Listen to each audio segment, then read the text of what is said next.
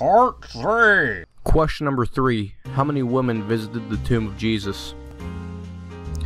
One thing to note would be that this question would only challenge the inerrancy of Scripture, but not the reliability of the Gospels as historical sources. Remember, it doesn't have to be coherent to be history.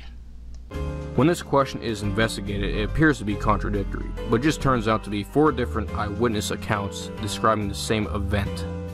Just because it looks like a contradiction doesn't mean it's actually a contradiction. You see, if you look at it a completely different way and pretend that there's 4 people giving the same story, even though the thing doesn't say that there was 4 people telling the story, then it doesn't look like a contradiction at all. You just have to insert the idea that there was 4 different people telling this story.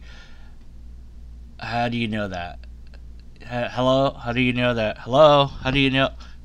All accounts describe a group of women, but do not list all the specific members of the group. Notice how they record women as the first eyewitnesses, which were not seen as credible eyewitness accounts according to the historian Flavius Josephus, who wrote in the 1st century. So what? The story makes no sense if men went to tend to the body. If you're writing a narrative and you're like, okay, so he's dead, somebody has to take care of the body because that's the thing that they do.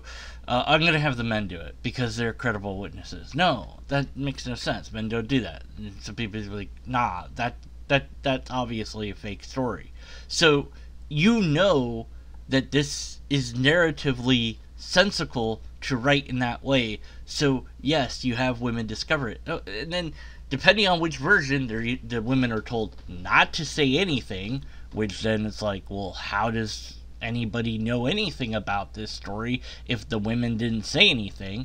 Then one version has the women told to go tell, and then one of them they do tell, and the other one they don't, and some are more than others, and some flee and some don't flee maybe, and so maybe they were told not to tell but one told anyways, or maybe they were told to tell but they were too afraid to tell, or whatever. But who's telling the version where they weren't told to tell? Like, which point of view is that from? It makes no sense. I also think that just it's far too much made of this women aren't credible witnesses, and that, well, obviously it's not made up then, because they wouldn't write it this way if it was made up. No, you would.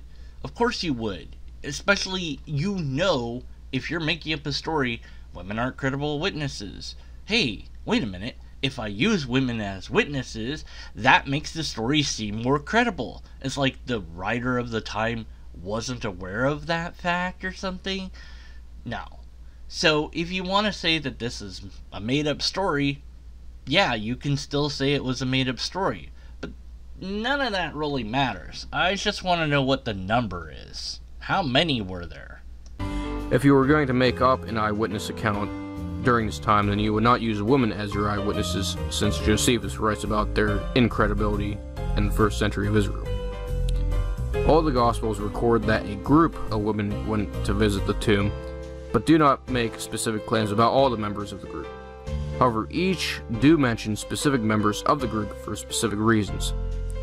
For example, John mentions Mary Magdalene because she was the woman of the group to tell Peter and the others about the risen Christ. John 20:1-3 in the English Standard Version of the Bible says this: Now on the 1st day of the week, Mary Magdalene came early to the tomb while it was still dark, and saw the stone already taken away from the tomb. So she ran and came to Simon Peter and to the other disciple whom Jesus loved, and said to them, They have taken away the Lord out of the tomb, and we do not know where they have laid him. So Peter and the other disciple went forth, and they were going to the tomb. Notice how Mary Magdalene is mentioned first, but then verse 2 says that we do not know where they had laid him.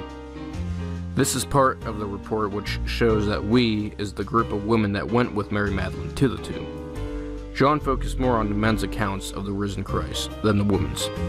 These are not contradictory accounts, but accounts that mention a group of women with specific mentions of Mary Magdalene, Mary the mother of Jesus, Mary the mother of James and Joseph, Salome and Joanna.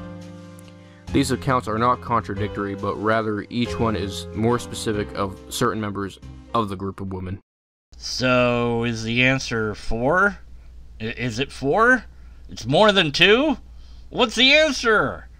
What's the answer? How many women were there? You didn't give me the answer. You could have just said, I don't know, to the question. I don't know. It's at least somewhere from 2 to 4 women. I don't know. There's no way to know. But then there's one story where the women are told not to tell. So who's telling that story? How does anybody know about that story if nobody told the story because they were told not to tell? Who's doing this? How is this being recorded later?